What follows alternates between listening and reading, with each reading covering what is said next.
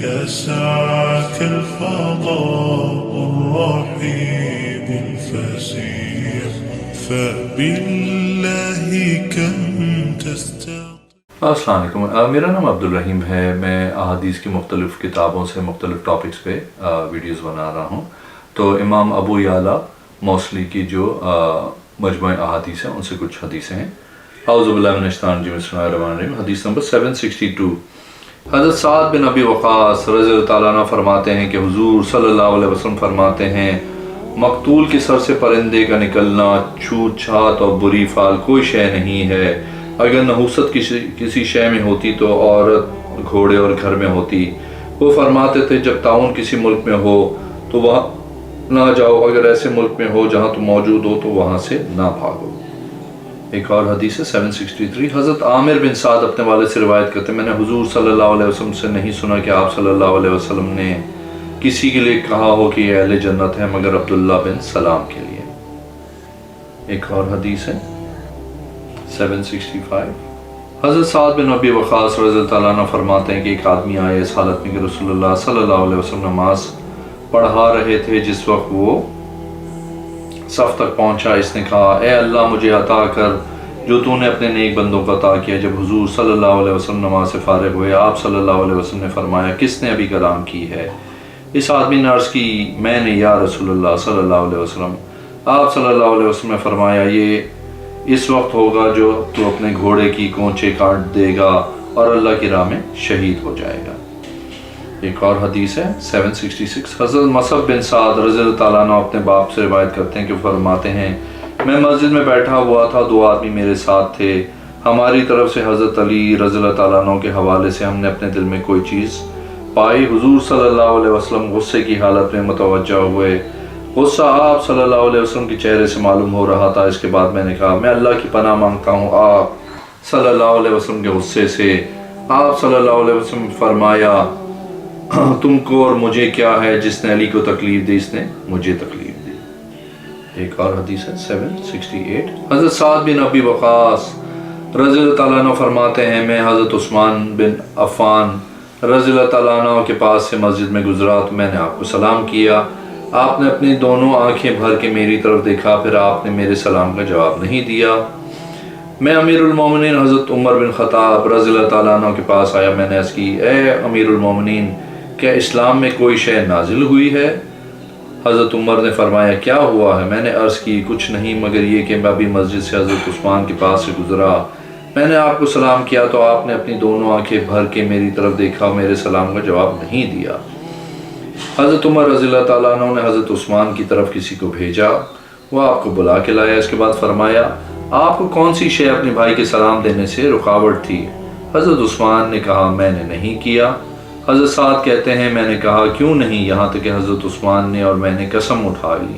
پھر حضرت عثمان نے فرمایا جی ہاں کیوں نہیں، میں اللہ سے بخشش طلب کرتا ہوں اور اس کی بارگاہ میں توبہ کرتا ہوں. آپ ابھی میرے سامنے سے گزرے تو میں نے اپنے آپ سے ایسے کلمات سے گفتگو کر رہا تھا جو میں نے حضور صلی اللہ علیہ وسلم سے سنا تھا. نہیں اللہ کی قسم جب بھی میں یاد کرتا ہوں تو میری آنکھوں اور میرے دل پہ پردہ پڑ جاتا ہے. حضرت سعد رضی اللہ تعالیٰ نے فرمایا میں تمہیں اس کے متعلق بتاتا ہوں کہ حضور صلی اللہ علیہ وسلم نے ہمیں ایک دعا یاد کروائی. پھر ایک دیہاتی آیا اور اس نے آپ صلی اللہ علیہ وسلم کو مشغول کیا. پھر حضور صلی اللہ علیہ وسلم کھڑے ہوئے، میں آپ کے پیچھے چل پڑا. جب مجھے خوف ہو کہ آپ صلی اللہ علیہ وسلم گھر چلے جائیں گے تو میں نے اپنا قدم زمین پہ مارا تو حضور صلی اللہ علیہ وسلم نے میری طرف توجہ فرمائی. فرمایا کون، ابو اسحاق ہو؟ میں نے عرض کی جی ہاں یا رسول اللہ صلی اللہ علیہ وسلم. آپ صلی اللہ علیہ وسلم نے فرمایا کیا ہوا؟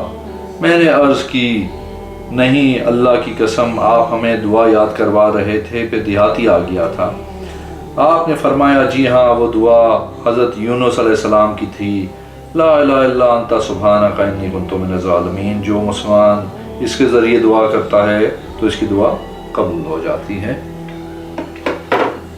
ایک اور حدیث ہے 769. حضرت سعد بن ابی وقاص رضی اللہ تعالیٰ عنہ فرماتے ہیں کہ حضور صلی اللہ علیہ وسلم نے فرمایا دو نمازیں ہیں کہ اس کے بعد کوئی نماز نہیں، صبح کی نماز کے بعد یہاں تک کہ سورج طلوع ہو جائے اور عصر کے بعد یہاں تک کہ سورج غروب ہو جائے.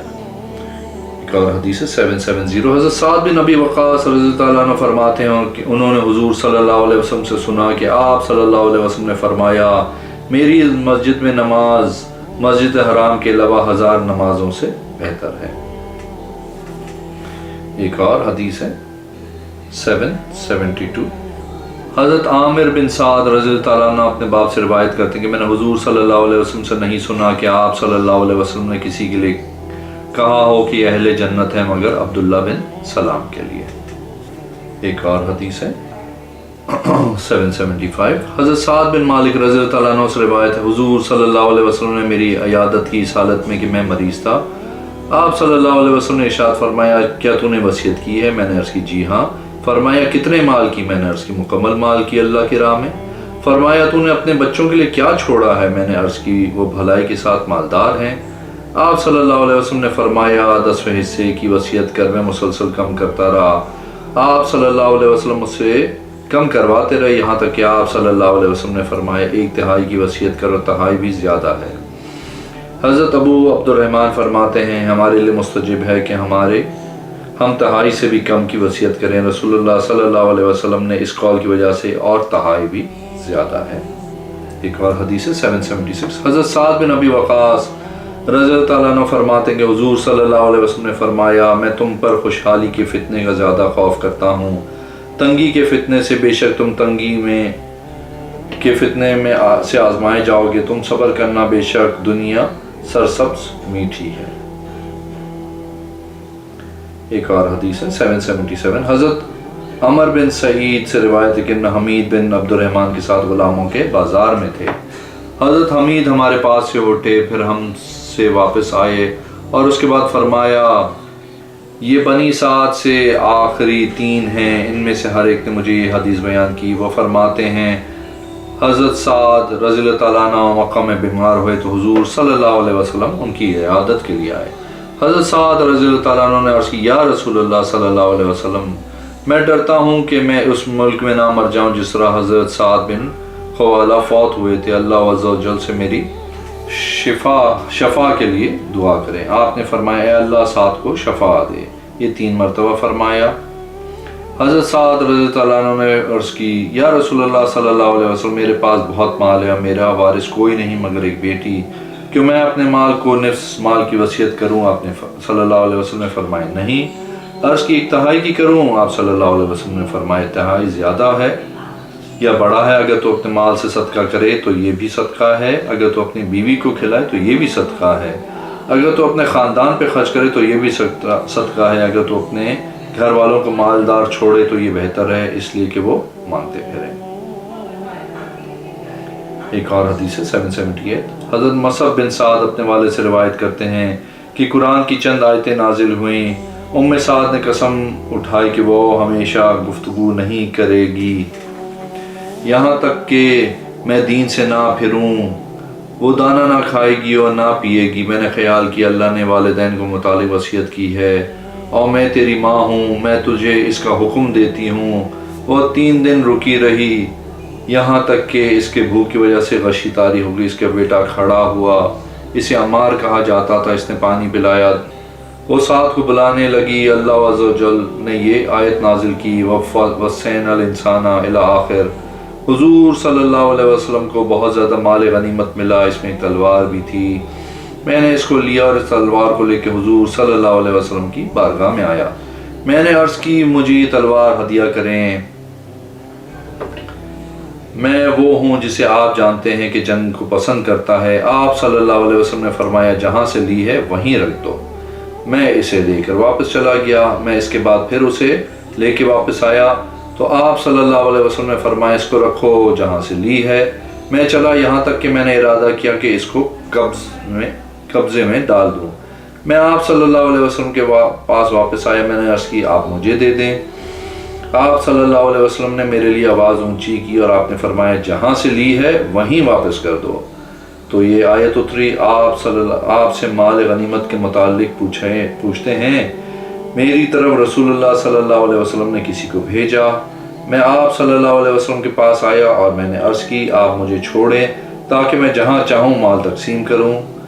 آپ نے انکار کیا تو میں نے عرض کی نصف آپ نے انکار کیا، میں نے عرض کی تہائی، آپ صلی اللہ علیہ وسلم خاموش رہے، آپ تہائی کو زیادہ سمجھتے تھے۔ میرے پاس انصار و مہاجرین کا گروہ آیا، انہوں نے کہا آئیں ہم آپ کو کھلاتے ہیں اور شراب پلاتے ہیں۔ یہ شراب کی حرمت نازل ہونے سے پہلے کی بات ہے۔ میں ایک باغ میں آیا تو وہاں ان کے پاس اونٹ کا بھنا ہوا سر موجود تھا اور شراب کی مشت تھی۔ میں نے ان کے ساتھ کھایا اور پیا۔ میں انصار و مہاجرین کا ذکر کیا، میں نے کہا مہاجر انصار سے بہتر ہیں۔ ایک آدمی نے اونٹ کی نکیل پکڑی اور مجھے ماری تو اس سے میری ناک زخمی ہو گئی۔ میں حضور صلی اللہ علیہ وسلم کے پاس آیا تو اللہ عز و جل نے شراب کی حرمت نازل فرمائی، انما الخمر الی آخر۔ ایک اور حدیث ہے 783۔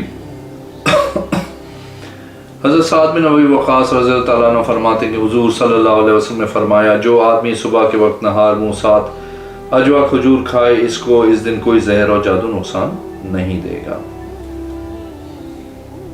ایک اور حدیث ہے 784۔ حضرت سعید بن مسیب فرماتے ہیں کہ میں نے حضرت سعد رضی اللہ تعالیٰ عنہ کو فرماتے سنا کہ حضور صلی اللہ علیہ وسلم نے حضرت عثمان بن طغعون کی شادی نہ کرنے والی بات کو رد کر دیا، اگر آپ اجازت دے دیتے تو ہم بھی اپنے آپ کو قصی کر لیتے۔ ایک اور ہے حدیث 785۔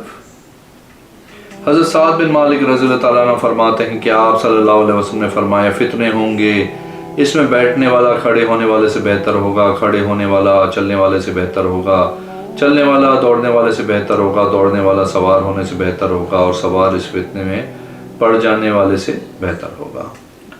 ایک اور حدیث ہے 786۔ حضرت سعد بن ابی وقاص رضی اللہ تعالیٰ عنہ فرماتے ہیں کہ حضور صلی اللہ علیہ وسلم نے فرمایا، بے شک اللہ پاک ہے، پاکی کو پسند کرتا ہے، کریم ہے، کرم کو پسند کرتا ہے، سخی ہے، سخاوت کو پسند کرتا ہے۔ اپنے گھروں کو پاک رکھو، یہود کی مشابہت نہ کرو، وہ اپنے گھر میں گندگی رکھتے ہیں۔ ایک اور حدیث ہے 787۔ حضرت سعد بن ابی وقاص رضی اللہ تعالیٰ عنہ فرماتے ہیں کہ حضور صلی اللہ علیہ وسلم نے فرمایا، بے شک اللہ پاک ہے، پاکی کو پسند کرتا ہے، کریم ہے، کرم کو پسند کرتا ہے، سخی ہے، سخاوت کو پسند کرتا ہے۔ اپنے گھروں کے صحنوں کو پاک رہو، یہود کی مشابہت اختیار نہ کرو۔ حضرت خالد فرماتے ہیں میں نے مہاجر بن مسار کے ہاں ذکر کیا، انہوں نے کہا مجھے عمر بن سعد نے از والد خود از حضور صلی اللہ علیہ وسلم روایت بیان کی، اس میں نزفو افنیتکم کے الفاظ نہیں ہیں۔ اگر آپ نے میرے چینل کو ابھی تک سبسکرائب نہیں کیا تو پلیز کیجیے، اس ویڈیو کو لائک کیجیے۔ اگلی ویڈیو میں انشاءاللہ حاضر ہوں گا۔ اللہ حافظ۔